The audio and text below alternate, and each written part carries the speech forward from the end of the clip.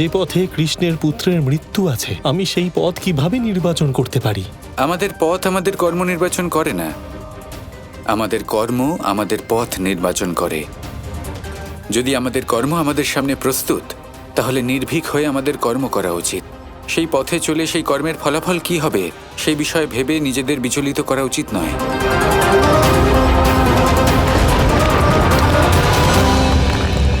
আপনার ইচ্ছাই পূর্ণ হবে আরাধ্য। এবার আমি আমার কর্ম করব।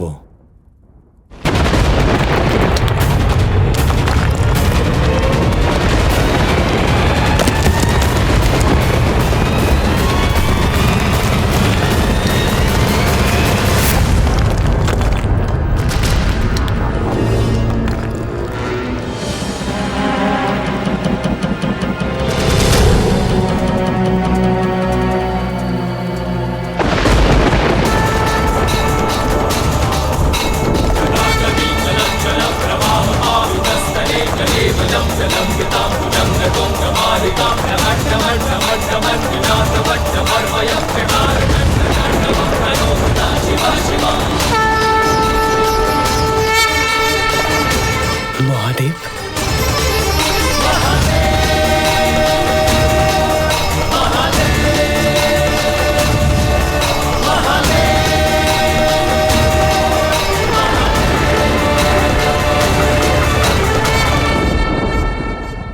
আপনাকে অনেক অনেক ধন্যবাদ মহাদেব। আজ এটা শুনে আপনি অবাক হবেন, কারণ আজ পর্যন্ত আমি সবসময় বাসুদেব শ্রীকৃষ্ণের সমাপ্তির জন্য আপনার কাছে বর চেয়েছি, কিন্তু আজ প্রথমবার ওনার প্রতি ভালোবাসা হেতু আপনার থেকে কিছু চাইতে এসেছি।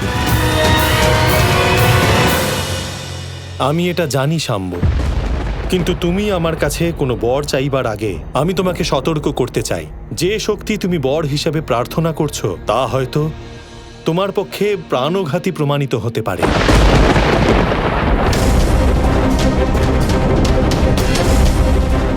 হ্যাঁ মহাদেব, আমি জানি, কারণ বাবার প্রাণ নেওয়ার চেষ্টা আমি আগে অনেকবার করেছি। এবার এই পৃথিবীতে যে কোনো একজন থাকবে, হয় কৃষ্ণ না হলে শাম্ব।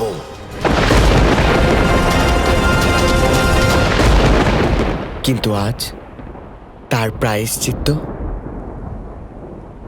নিজের প্রাণ সমর্পণ করে করতে চাই।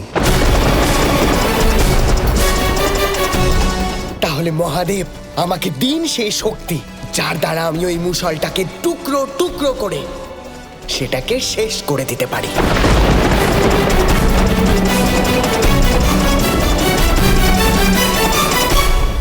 তথাস্তু।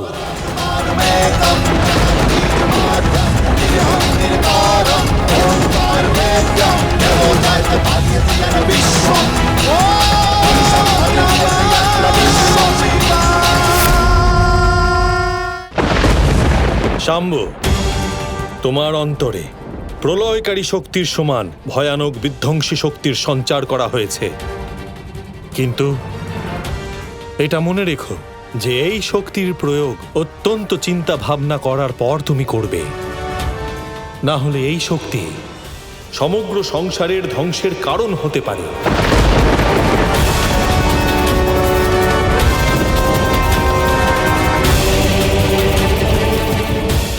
যথা আজ্ঞা মহাদেব। কৃষ্ণ, ওদিকে শাম্ব চলে গেছে আর তুমি দাঁড়িয়ে আছো। দাদাও জানি না কোথায় চলে গেলেন। আমার কেন জানি মনে হচ্ছে অনর্থ হতে চলেছে। তুমি অপারক, তাই দাদা কিছু একটা করতে চলেছেন, এমন কিছু করবেন যাতে তোমাকে সাহায্য করতে পারেন। আমি সব জানি রাধা, কিন্তু তুমি কি জানো যে জীবনের সব থেকে কঠিন সময় কোনটা? যখন চতুর্দিক থেকে বিপদের ঘূর্ণিঝড় তোমাকে ঘিরে রয়েছে, তুমি একা, তুমি শান্ত, তুমি নির্ভীক, আর এই ঝড়ের মাঝে তুমি শুধুই বেরিয়ে আসার পথ খুঁজতে থাকো, বিচলিত হয়ে নয়, বিবেকপূর্ণ হয়ে। এটাই সব থেকে কঠিন সময় হয় রাধা। কি বলছে তোমার বিবেক? কোথায় গেছেন দাদা? দাদা তার কানাইয়ের জন্য এমন একটা কাজ করতে গেছেন যা এই সংসারে কেউ কারোর জন্য করতে পারবে না। দাদা আবাহন করতে গেছেন রাধা। আমি আদি শেষ, নারায়ণের শেষ নাগ, নিজের কানাইয়ের দাদা বলরাম আবাহন করছি, আবাহন করছি, আবাহন করছি।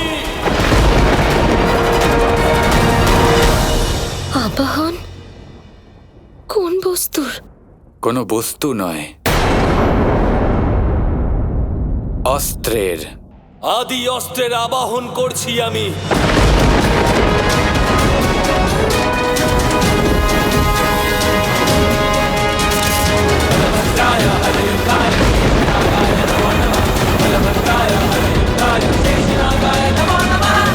কৃষ্ণ, আমার ভয় করছে। উনি এই মুহূর্তে কোনো পুরনো অস্ত্রকে কেন আবাহন জানাচ্ছেন? ওনার উদ্দেশ্য কি? আর কি উদ্দেশ্যই বা হতে পারে? কৃষ্ণের প্রতি ওনার ভালোবাসা, আর কিছুই নয়। আর আজ এই ভালোবাসার জন্য উনি নিজের সমস্ত শক্তি, নিজের আদি অস্ত্র সমর্পণ করছেন কৃষ্ণকে। বড় ভ্রাতা হবার অন্তিম মূল্য আজ উনি দিতে চলেছেন।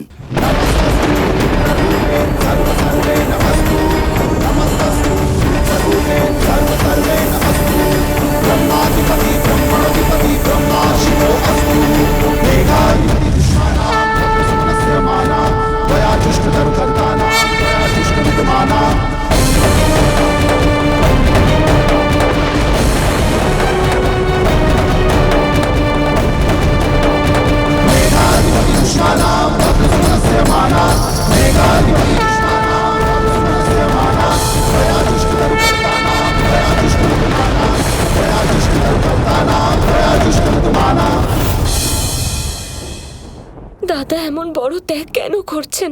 শাম্ভু তপস্যা করছে আর দাদা আবাহন করছেন। কাকাশ্রী, শাম্ভু ফিরে এসেছে, আপনি চলুন এবার। ও মহাদেবের থেকে বরদান লাভ করেনি তো?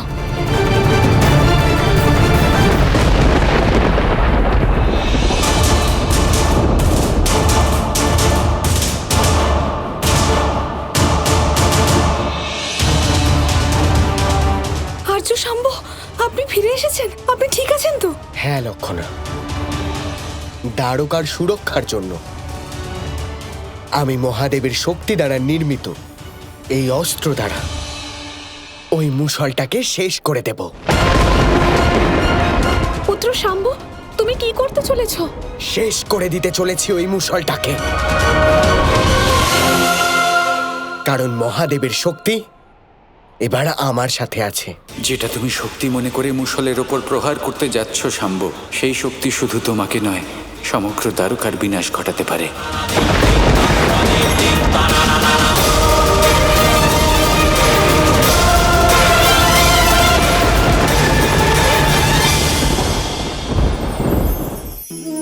সেই কখন থেকে এই পুস্তকটিকে দেখছি, কিন্তু এর থেকে আমি কোনো জ্ঞান লাভ করতেই পারছি না। এবার আপনি বলবেন যে আজ কেমন বিচিত্র কথা বলছি আমি। যদি এই পুস্তক থেকে আমাকে জ্ঞান লাভ করতে হয়, তাহলে শুধুই তাকিয়ে থাকলে হবে না। আমাকে এই পুস্তককে খুলতে হবে, পড়তে হবে, তাকে বুঝতে হবে, তবেই তো জ্ঞান প্রাপ্তি হবে। বড়ই সহজ একটা ব্যাপার, কিন্তু একে যাপন করা অত্যন্ত কঠিন, তাই না? আপনি নিজেকেই দেখে নিন। আপনার কাছে অনেক জ্ঞান রয়েছে। সহজ থেকে সহজতর জ্ঞানের কথা যদি বলি, আপনি এটুকু তো জানেন যে সত্যি কথা বলা ভালো কাজ, দান করা হলো পুণ্যের কাজ। আপনি জানেন যে পরিশ্রম করলে সাফল্য আসবে। এই জ্ঞান তো আমাদের কাছে রয়েছে, এমন অনেক জ্ঞান আমাদের কাছে রয়েছে, কিন্তু আলস্যের কারণে, অবহেলা করে আমরা শুধু এই জ্ঞান প্রয়োগ করতে পারি না, এই জ্ঞান যাপন করতে পারি না, একে আচরণে প্রয়োগ করতে পারি না, সেই জন্য দুঃখী হয়ে যাই। তাই আপনার কাছে যা যা জ্ঞান আছে, যা যা জ্ঞান আপনি লাভ করেছেন, সেই জ্ঞান যাপন করা শুরু করুন, জীবনে প্রয়োগ করতে শুরু করুন। এই মন প্রত্যেকটি মুহূর্তে প্রসন্ন থাকবে, আর লক্ষ্যপ্রাপ্ত করে এই মন বলবে রাধা রাধা।